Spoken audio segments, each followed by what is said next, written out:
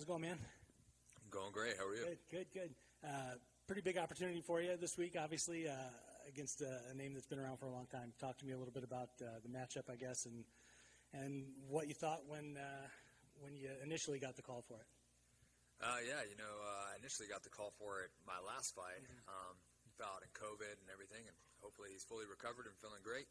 I was excited for it then. I'm even more excited for it now, and I truly believe that it was meant to be here and this time and everything. Like live packed stadium in his hometown makes it even that much sweeter, that much greater, and man, I'm really excited for the matchup. So when it got scrapped the first time, you at that point were like, God, I hope they put this back together again, or? Oh, absolutely, yeah. I was like, well, obviously my focus switched, and it's like, I got to prepare for or get my mind right for whoever I'm going against, but.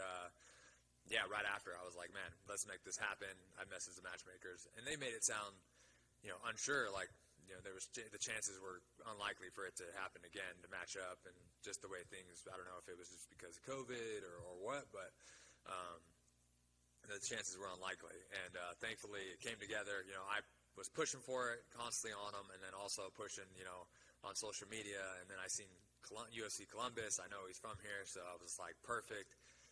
Was like, messaged at him on Twitter and stuff like that too. Was like, let's make this happen.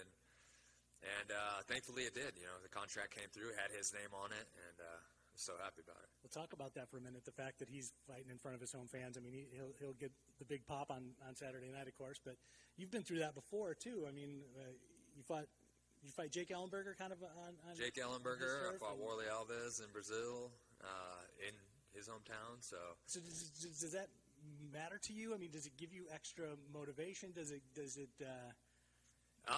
chip on your shoulder, or is it one of those things where, man, the cage door closes, we could be on the moon, it doesn't matter?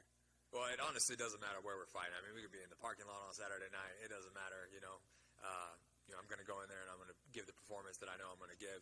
And but really, being here in his own back town, in his backyard, and anytime I fight in somebody's backyard, it's even better. Like, it gives me that much more excitement, not so much like motivation, yes, I guess, but it just makes me that much more excited to get in there and really perform and put on a show for everybody in front of his fans. And I know I'll maybe get booed a little bit, maybe not. If people know how I fight, they know I'm going to bring it to them, so they're going to be excited for the matchup.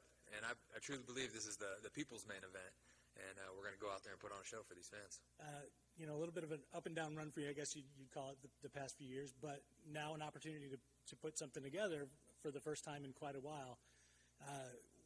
What does that do in terms of, training camp, motivation, stuff like that, in terms of the mental side of the fight game?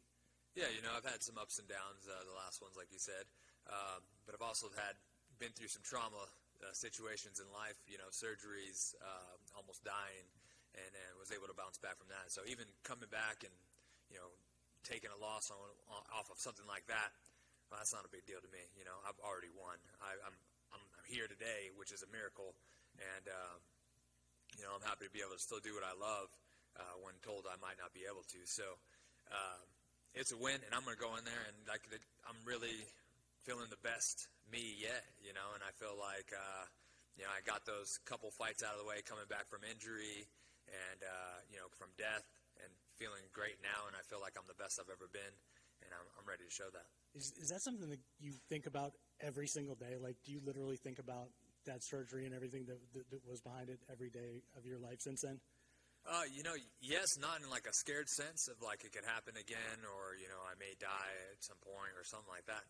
Nothing like that. But yes, I always remind myself of that because I'm truly blessed. I'm blessed to be here. I'm blessed to have my family, to be able to spend another day with my family.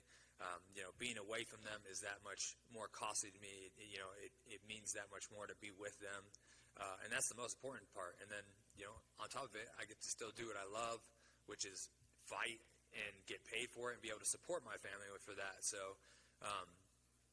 I don't worry about it, but yes, I keep it as a constant reminder of like, let's get the most out of every single day. Sure. Talk to me a little bit about, the matchup and what he brings to the table.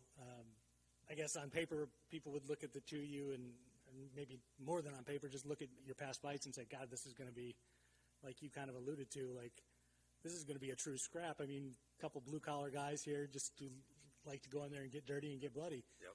But what else does he bring to the table that you need to, perhaps concern yourself with on Saturday night? He is a skilled veteran. He's been in there. He's been in there with some of the best in the world, and he's been able to, test himself and go against those guys and make things happen, come with wins, and still, even for his age, he's an old guy. He knocked out his last opponent, so, he's constantly expanding his game, even still, and constantly improving. So, there's always dangers in everywhere, but I'm continuing to get better. Like I said, I feel like the best I've ever felt, and continue to improve my game. And I think when I get in there, I'm going to be able to take advantage of situations and get the best of him. And whether he wants to strike, whether he wants to wrestle, clinch, it doesn't matter. I believe I'm going to be the best in those situations. Hey, just one more here. We don't see a lot of repeat nicknames in the UFC. If it comes down to it, are you going to fight Tuivasa for your nickname back? I have been talking about moving up to heavyweight. I do like to eat, so if we want to do it, we can go for it. And I don't know if I want to go against him, as far as for the name. I've had this name since childhood. I was technically here first.